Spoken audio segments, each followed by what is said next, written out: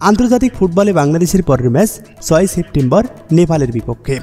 বাংলাদেশের জার্সিতে অভিষেক হওয়ার আগেই গত রাতে একটি গুরুত্বপূর্ণ ম্যাচ খেলেন কিউবা মিশেল।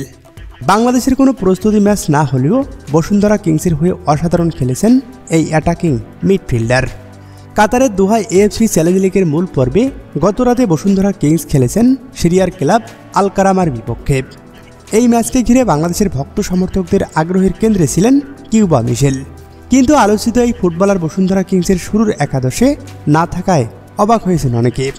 শেষ পর্যন্ত ম্যাচের ৬৫ মিনিটে রাফায়েল আগুস্তার বদলি হিসাবে মাঠে নামেন কিউবা। ২৫ মিনিট খেলে নিজের কার্যকারিতা দেখানোর কী বা সুযোগ থাকে, যেখানে বসুন্ধরা রক্ষণাত্মক ভঙ্গিতে খেলছিল। আল কারামার আক্রমণ ঠেকাতেই ব্যস্ত ছিল বাংলাদেশি ক্লাব। ২৫ মিনিট খেলেই কিউবা মিশেল ফুটবল প্রেমীদের নজর কেড়েছেন। ম্যাচের শেষ ভাগে এসে তিনি দুটি কর্নার করেছেন, যার মধ্যে ৮৫ মিনিটে কিউবা একদম হিসাব করে শর্ট করে বলটা পৌঁছে দিয়েছেন ফরওয়ার্ড রাকিব হোসেনের কাছে। রাকিব হেড দিলেও প্রতিপক্ষ গোলরক্ষক সেটা দারুণভাবে প্রতিহত করেছেন।